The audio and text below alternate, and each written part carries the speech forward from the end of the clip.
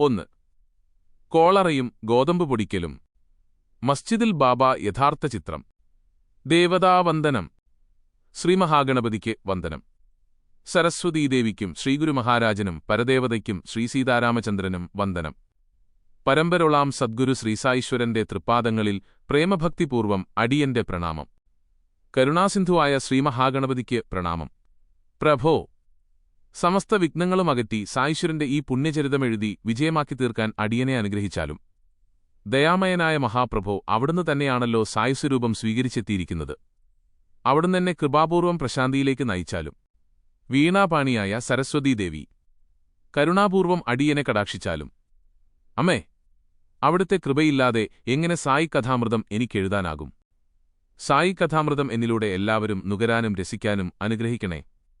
സായീശ്വര, അവിടുന്ന് സരസ്വതീദേവിയായി അവിടുത്തെ അവതാരകഥാസുധ ഭക്തജനഹിതത്തിനായി എന്നിലൂടെ എഴുതൂ.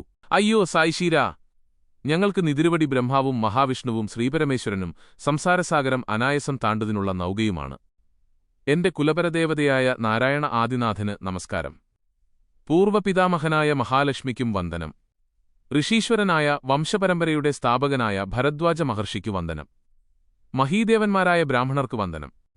യാജ്ഞവൽക്യൻ, ഭൃഗു, പരാശരൻ, നാരദൻ, വേദവ്യാസൻ, സനകൻ, സനന്ദൻ, സനത് സുജാതൻ, സനത് കുമാരൻ, ശ്രീശുകൻ, ശൗനകൻ, വിശ്വാമിത്രൻ, വസിഷ്ഠൻ, വാൽമീകി, വാമദേവൻ, ജമിനി, വൈശ കൂടുതൽ പരായണൻ, നവയോഗികൾ തുടങ്ങിയ എല്ലാ മഹർഷീശ്വരന്മാരെയും വീണ്ടും വീണ്ടും ഞാൻ സാഷ്ടാംഗം പ്രണമിക്കുന്നു. നിവൃത്തിനാഥൻ, ജ്ഞാനേശ്വരൻ, മുക്തൻ, സോപാൻ, ഏകനാഥ്, സ്വാമിജനാർദ്ദനൻ, തുക്കാറാം, കനോബ, നരഹരി തുടങ്ങിയ പരിശുദ്ധാത്മാക്കളെ ഞാൻ ഹൃദയപൂർവ്വം വന്ദിക്കുന്നു. ഇവിടെ ജനമെടുത്ത എല്ലാ ഋഷീശ്വരന്മാർക്കും എന്റെ വിനീത വന്ദനം. എല്ലാ മഹാത്മാക്കളും പുണ്യപുരുഷന്മാരും എന്നിൽ അനുഗ്രഹം ചൊരിയണമേ. വാത്സല്യനിധിയായ എന്റെ മുത്തശ്ശൻ സദാശിവൻ ഈ ലൗകിക ജീവിതത്തിന്റെ നിരർത്ഥകത മനസ്സിലാക്കി അവസാനകാലങ്ങളിൽ ബദരി, കേദാർ തുടങ്ങിയ പുണ്യതീർത്ഥങ്ങളിലായിരുന്നു. അദ്ദേഹത്തിന്റെ പാതാരവിന്ദങ്ങളിൽ നമസ്കാരം. സദാ രുദ്രാക്ഷമാലയണിഞ്ഞ ശ്രീപരമേശ്വരഭക്തനായ എന്റെ പിതാവിന് നമസ്കാരം. അമ്മയോടുള്ള കടം ആർക്കു തീർക്കാനാകും? ജന്മം നൽകി ശൈശവത്തിലെ എന്നെ വിട്ട് പരലോകം പൂകിയ എന്റെ അമ്മയ്ക്കും വന്ദനം. അമ്മയില്ലാത്ത എന്റെ ജീവിതം വിശുദ്ധയായ പിതൃസഹോദരിയുടെ ചുമലിലായി. അത്യന്തം കഠിനയത്നം ചെയ്ത് ആ പുണ്യചരിത എന്നെ വളർത്തി. ആ തൃപ്പാദങ്ങളിൽ ഞാൻ ശിരസ്സാ നമിക്കുന്നു. എന്റെ സഹോദരൻ എനിക്കായി ജീവിതം ഉപേക്ഷിക്കാനും സന്നദ്ധനായിരുന്നു. അദ്ദേഹത്തിനെയും ഞാൻ വന്ദിക്കുന്നു. വായനക്കാരായ സജ്ജനങ്ങളെ, അത്യന്തം ശ്രദ്ധാഭക്തിയോടെ ഈ പുണ്യചരിതം വായിക്കണേ. നിങ്ങളിൽ ഉണരുന്ന ശ്രദ്ധയും ഭക്തിയുമാണ് എനിക്കുള്ള പ്രചോദനം.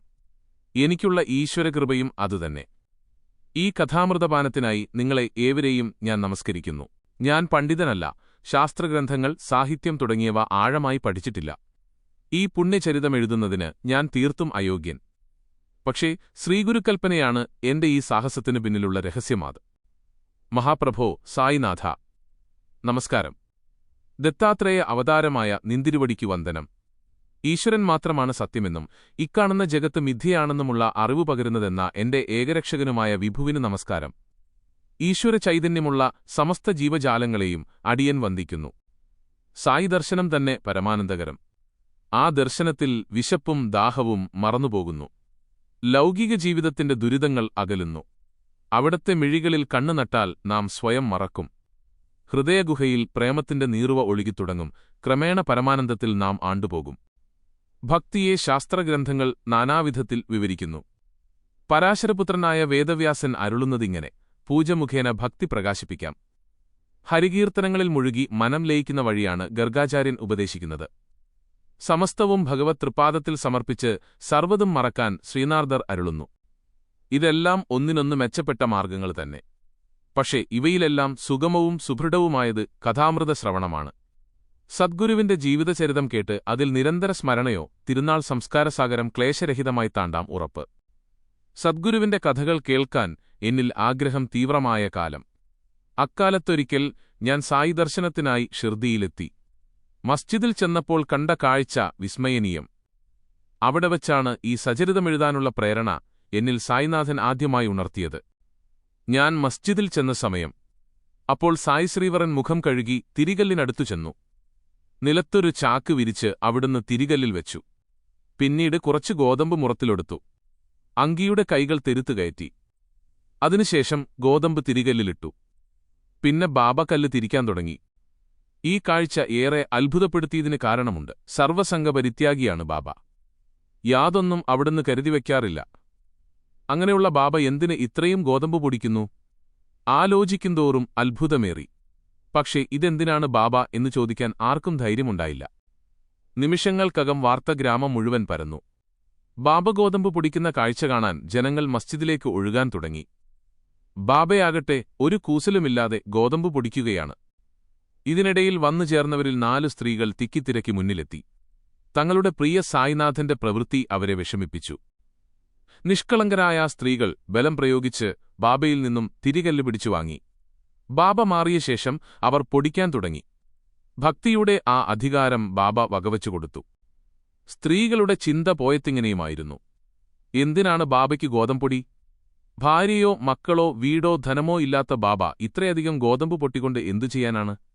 സംശയമില്ല, കൃപാലുവായ ബാബ ഇത് ഞങ്ങൾക്ക് തന്നെ വീതിച്ചു നൽകും. തീർച്ച. ഈ ചിന്തകൾക്കിടയിലും അവർ ബാബയുടെ ലീജകൾ പാടിക്കൊണ്ടിരുന്നു. സായിനാഥനാകട്ടെ സ്ത്രീകളുടെ നിഷ്കളങ്ക ഭക്തിയാൽ ആകൃഷ്ടനായി പുഞ്ചിരി തൂകി.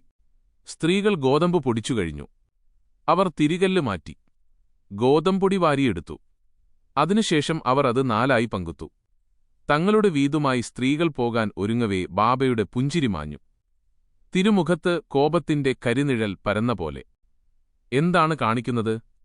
ഈ ഗോതമ്പൊടി എവിടെ കൊണ്ടുപോകുന്നു? ഇതെന്താ നിങ്ങളുടെ പിതൃസ്വത്തോ?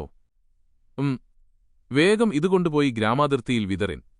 അത് ശക്തമായ ഒരു കൽപ്പനയായിരുന്നു. അവർ വല്ലാതായി. നാണക്കേടിനാൽ പിറുപിറുത്തുകൊണ്ട് സ്ത്രീകൾ ബാബയുടെ കൽപ്പനയനുസരിച്ചു. ഇക്കാഴ്ചകളെല്ലാം കണ്ട് ഞാനും അന്ധാളിച്ചുപോയി. നാട്ടുകാരോടിതിന്റെ കാര്യം അന്വേഷിച്ചു. വിചിത്രമായിരുന്നു മറുപടി. ഗ്രാമത്തിൽ കോളറ പടർന്നു പിടിക്കുകയാണത്രേ. ബാബ തന്റെ ദിവ്യമായ സങ്കല്പശക്തിയാൽ പൊടിച്ചത് കോളറയെ തന്നെയാണ്. അതുകൊണ്ടാണ് ഗോതമ്പുപൊടി ഗ്രാമാതിർത്തിക്ക് പുറമേ കളയാനും കൽപ്പിച്ചത്. ഇത് സത്യമോ? എന്തായാലും അന്നുമുതൽ ഷിർദി ഗ്രാമത്തിൽ കോളറ ശമിച്ചു തുടങ്ങി എന്നതാണ് വസ്തുത. എന്റെ ജിജ്ഞാസ വർദ്ധിച്ചു. ഗോതമ്പ് മണികളും ഈ മഹാരോഗവും തമ്മിലെന്ത് ബന്ധം? ഇത് യുക്തിക്കതീതം. ഇത് ലോകമറിയേണ്ട മഹാശ്ചര്യം. ഇതേക്കുറിച്ച് എഴുതണം. ഈ ആലോചന തന്നെ എന്നിൽ ആനന്ദമുളവാക്കി. അതൊരു പ്രചോദനമായി മാറി. ആ പ്രചോദനം രൂപം കൊടുത്താണീ സചരിതം. ബാബയുടെ അനുഗ്രഹത്താൽ ഈ ഗ്രന്ഥം വിജയപ്രഭവുമായി. അനന്ത കല്യാണഗുണനിധിയായ സായിനാഥന്റെ തിരുച്ചടികളിൽ ഞാനിതാ ശരണാഗതി തേടുന്നു. അടുത്ത അധ്യായത്തിൽ ഈ ഗ്രന്ഥം എന്തിനുവേണ്ടി, ആർക്കുവേണ്ടി, ശ്രോതാവിനും വക്താവിനും ഒരുപോലെ അനുഗ്രഹപ്രദമായ ഈ സചരിതം രചിച്ച ഹേമത് പാന്ത് ആരെന്നും വിവരിക്കാം. സായി ചരണങ്ങളിൽ വന്ദിക്കുവിൻ. സമസ്ത ലോകങ്ങൾക്കും ശാന്തി ഭവിക്കട്ടെ. 1-ാം അധ്യായം സമാപ്തം. ഓം അസഹായ സഹായായ നമഃ.